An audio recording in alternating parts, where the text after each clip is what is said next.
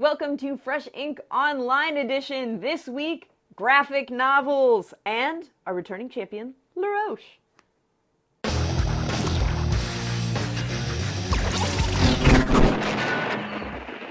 Hi there and welcome to Fresh Ink Online Edition. It's a graphic novel extravaganza, and joining me, I'm Blair Butler, by the way, you don't need to worry about that, is LaRoche. Now, LaRoche is famous, at least around these parts, for writing an amazing self-published graphic novel called Almighty. He's got a new book called Waveform coming out, and I hear that there has been some forward progress on the Almighty movie, correct? Yeah, we are on the second draft of a script written by Ken Nolan, a gentleman who did Black Hawk Down, and it's awesome. I love it. Okay, we'll talk a little more about your upcoming comics work at the end of the episode, but let's kick it off with your first graphic novel pick. Okay, well, let's go back to the 80s. All right. Martial Law.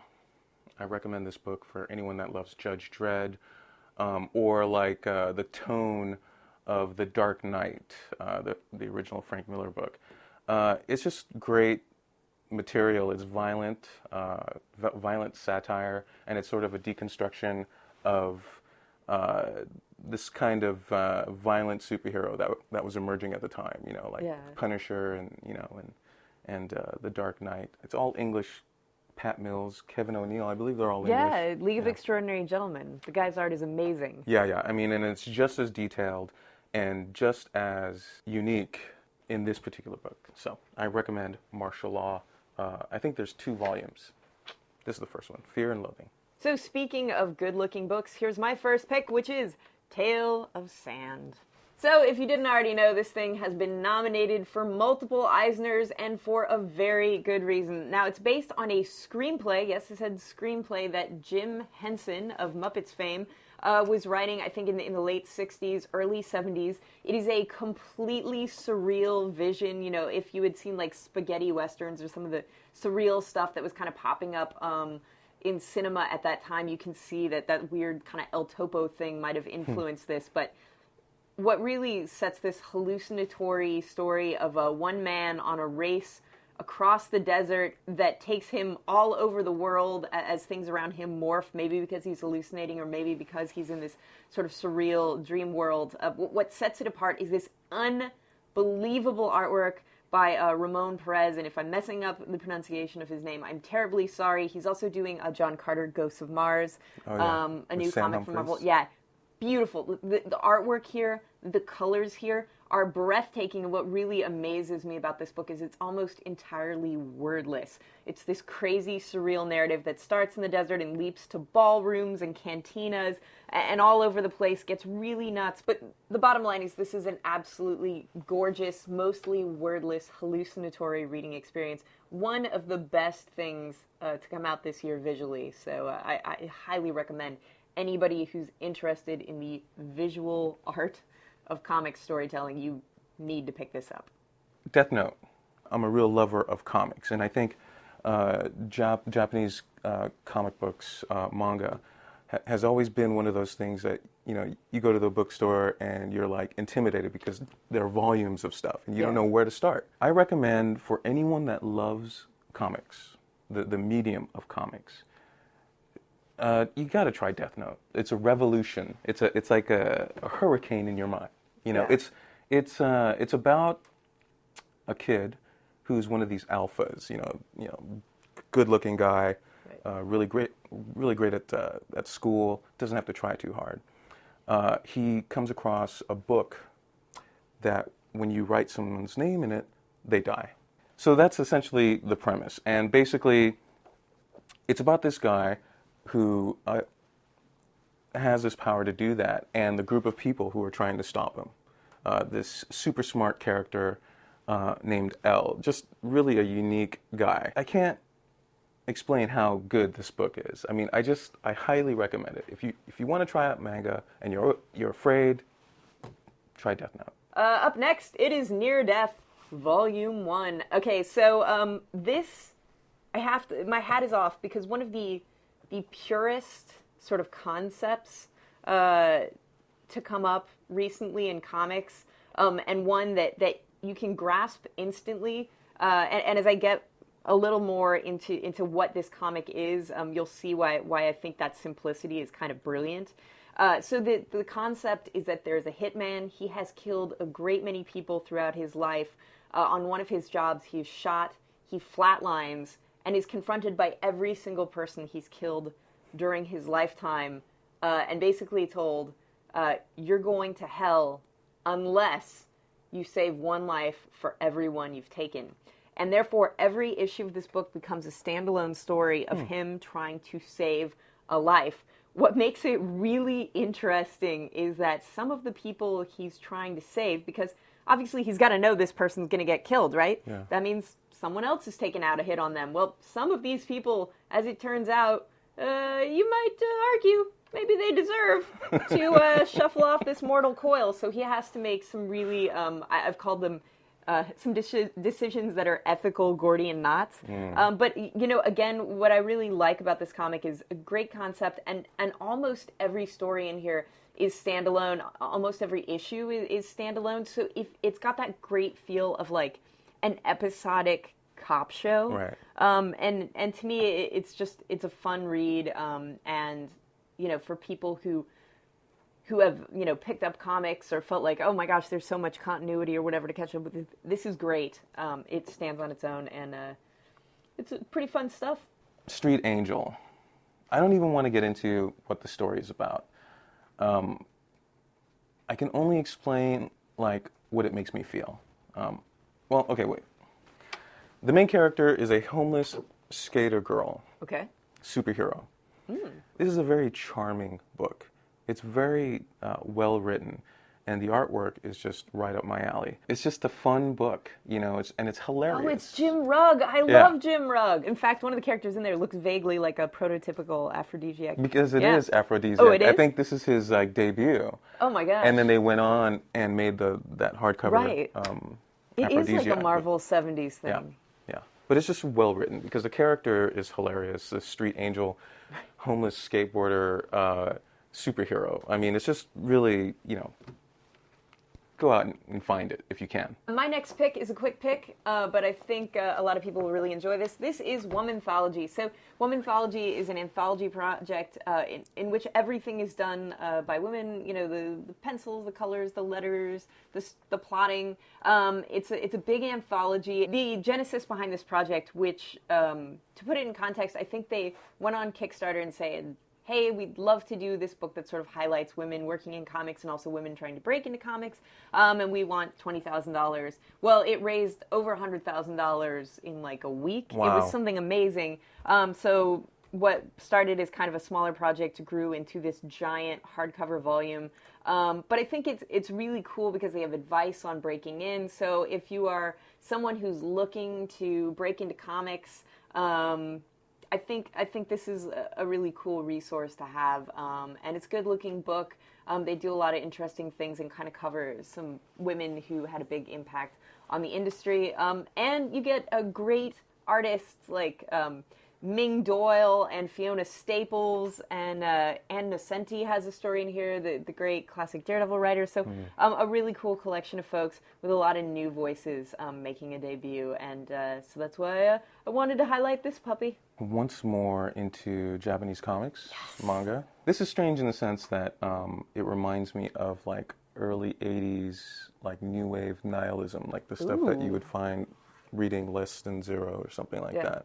It's about a guy, a good-looking guy, who doesn't, of course, have any problems getting girls and just going through life. And he's not very motivated. He's not very creative. He's just a normal guy. And the book, I think there's 3 of them here, charts his descent into madness. But it's a weird kind of descent because it's not obvious stuff that drives him crazy. It's like the book is more of an exploration of a type of person in Japan, like the young stud, but doesn't really have anything to contribute, you know, and he's just sort of lucks his way, meeting some great people who help him along, but because he doesn't have any real core character traits, he he's easily unmoored, you know, and just sort of like set adrift. Right. And at the end of it, he becomes this homeless drug addict. And it's not the most positive ending, but it's just a great genre to explore, you know, decadent nihilistic world. Yeah. Yeah. And my final pick is the deluxe re-release of The Nightly News. Now, for those of you who aren't familiar with this book, this was the first comic ever put out by Jonathan Hickman, who has now sort of risen to great prominence in the industry. He's writing the Fantastic Four. He wrote The Death of the Human Torch. But this was his first book that he sort of took a gamble on, put out through Image Comics. He did everything on it, the art, you know, the letters, the narrative, and this really blew people away when it came out. It was unlike anything that people had seen in comics before. I know that I instantly thought, wow, this is something different. You know, a lot of people compare it to, and by the way, it's a lazy comparison, but I'm going to make it because I'm lazy, a little bit to Patty Chayefsky's Network, in the sense that there's this sort of terrorist organization that is assassinating journalists. And that's kind of all I can tell you about it. But it is so brilliantly constructed.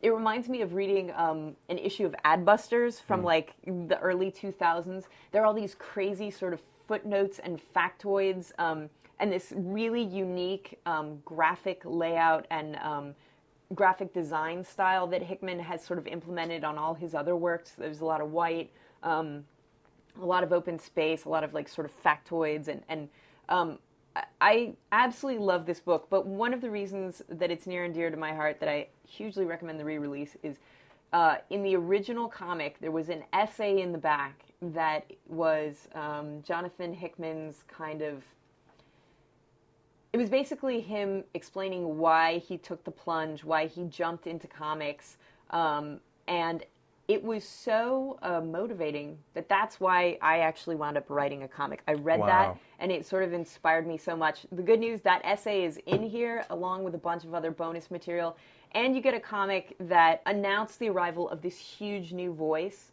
So if you're someone who's interested in comics and you think, what must like a splashy debut be like? Like, what would it be like for someone to kind of spring like Athena, fully formed out of Zeus's head, into the comics industry? This is the Athena of comics. It came out, everything was working flawlessly from the get-go. It was unique, original, and it blew people's minds, both literally and figuratively, because they're snipers and their stuff explodes.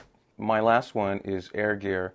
I know I'm getting on this train like really late because there's like 22 volumes of this thing.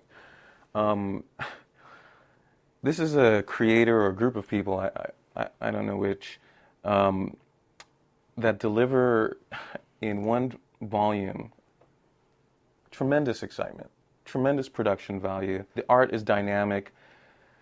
The story is kind of strange. It's about these elite rollerbladers. It sounds kind of corny, but just hold on. All right. And the great thing about it is the story is relatable in the sense that it lays out this heroic path that our main characters have to sort of travel. Okay. And it's about leveling up. It's about becoming better. All right. You know, and the way they get that across is, you know, being able to nail certain tricks and being able to maintain air creates almost a hallucination where you see like this road, you know, like you're up there, you're so awesome, you're hitting a trick so awesome that you're seeing some other place, you know. The Wing Road is the first road that they talk about. But one of the things I really want to stress about this book is the artwork. It really just, it's just so dynamic. You know, when you see a guy punch someone in a book like this, and then you open up an American book, you're kind of struck with the difference, you know. Plus the acting, the comedy. It's a very funny book, but you know, it's not. You don't have to be Japanese to get the humor. It just comes across as just a really good time. I mean, I highly recommend it. I've only gotten about 5 or 6 volumes into it, so I don't know what happens in volume 22. But so far, I've been completely impressed. Oh Great is the creator, the primary creator. I'm sure he's got a team of guys, assistants and stuff, handling speed lines and cars and stuff like that. But another book, if you want to dip your toe into the manga pool. First and foremost, thank you again to LaRoche, by far our best dressed co-host to date. I just came from a party. Hands down, more glamorous than I could ever hope to be. And speaking of which, you have a new book coming out, correct? Yeah. Waveform, which we talked about earlier, that'll be coming out in summer. You'll be able to do pre-orders online at laroche.com. Now, if you are looking forward to watching old episodes of Fresh Ink online, and why wouldn't you, go to g4tv.com/freshink. If you'd like up-to-the-minute comics news, go visit our friends at comicsalliance.com. They're nice and hilarious. And finally, if you'd like to see a little bit for free from one of the comics that we just covered, visit the box beneath us at g4tv.com/freshink, and floating somewhere down there graphically, our friends there have provided something for you to peruse. Hand gestures. I